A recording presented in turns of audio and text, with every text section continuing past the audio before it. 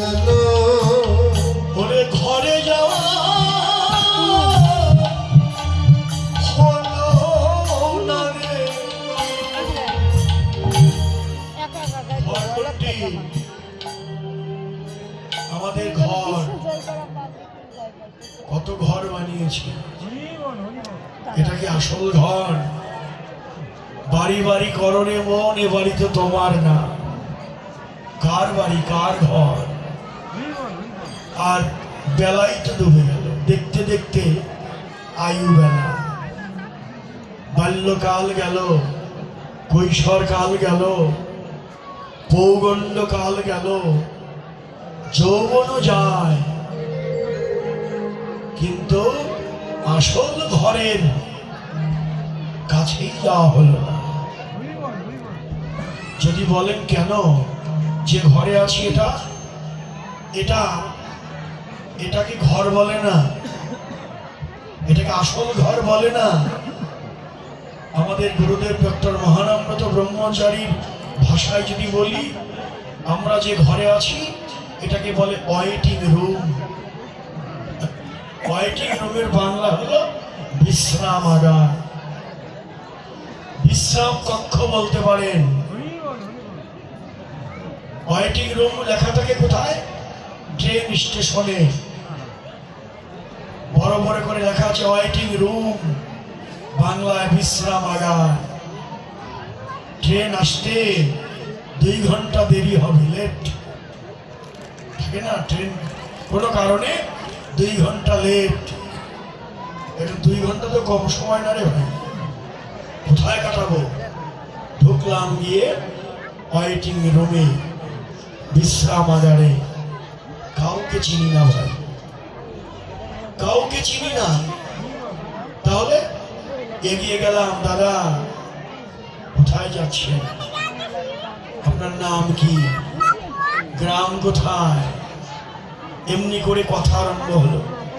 যাকে চিনি না তাকে কথা বলতে বলতে, আলাপচারিতা করতে করতে এক সময় দেখা গেল কুটুম্বিতা হয়ে গেল, তার সঙ্গে ভাব হয়ে গেল, কুটুম্বিতা হয়ে গেল। কত গল্প করে ফেললাম, কত রসের গল্প হয়ে গেল। 2 ঘন্টা কোথা দিয়ে চলে গেল বুঝতেই পারলাম না। হঠাৎ করে স্টেশন মাস্টার হুইসেল দিয়ে জানিয়ে দিল, ও ভাই ট্রেন কিন্তু এসে গেছে। তখন কি করলাম? দাদা চললাম, আপনার টিকিট অনুযায়ী আপনার কামরায় যান, আর আমার টিকিট অনুযায়ী আমি আমার কামরায় চললাম। কুটুম্বিতা শেষ, কুটুম্বিতা শেষ হয়ে গেল। সংসারটাও এমন একটি জায়গা, এখানে কত ঘর আপনজন, কত কুটুম। সংসারটা আনন্দে কাটিয়ে যেতে যেতে কখন ওই ডাক যখন এসে যাবে, সব কুটুম্বিতা ছিন্ন করে একদিন আমাদের চলে যেতে হবে।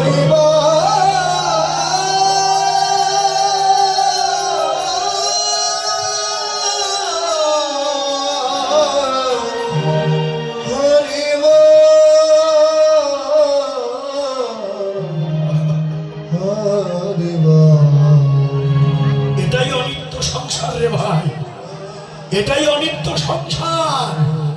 এ ঘর তাহলে ঘর নয়, যেতে হবে গোবিন্দের শ্রীচরণে। গোবিন্দই হচ্ছে আসল ঠিকানা। বেলা ডুবে যায়, বেলা ডুবে গেলে সে বেলা আর ফিরে পাবো না। বেলা ডুবার আগেই তো যাওয়ার কথা, কিন্তু আমার তো যাওয়া হলো না। আমার আয়ু বেলা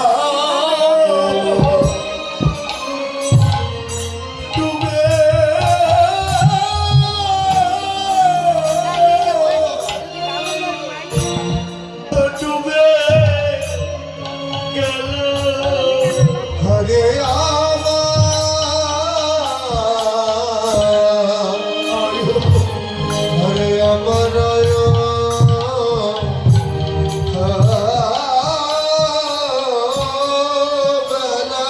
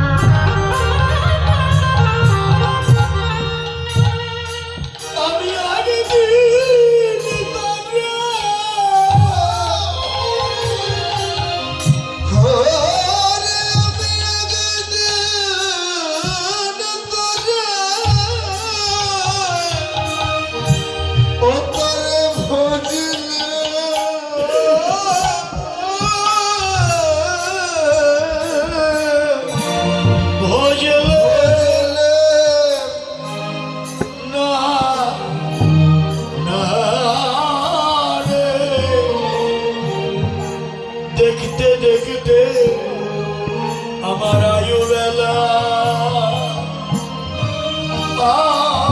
আয়ু বেলা